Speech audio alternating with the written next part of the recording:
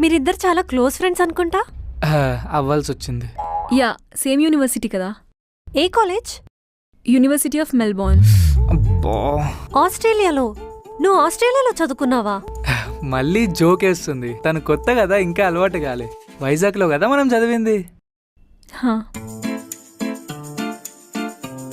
అవునులే, ఆస్ట్రేలియాలో చదవాలంటే డబ్బులుండాలి. హ్మ్, నీకు డబ్బులుంటే కేఫ్లో ఎందుకు పనిచేస్తావు? హ్మ్. నువ్వు కెఫేలో పని చేస్తున్నావా? అదేంటి, నీకు పెద్ద పెద్ద కంపెనీస్ ఉన్నాయి కదా. కంపెనీస్ ఏంటి?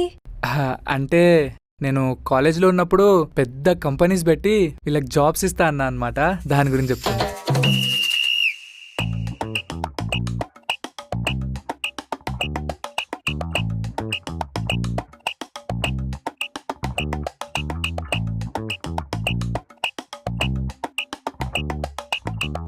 మీరా, నీకొకటి చెప్పాలి.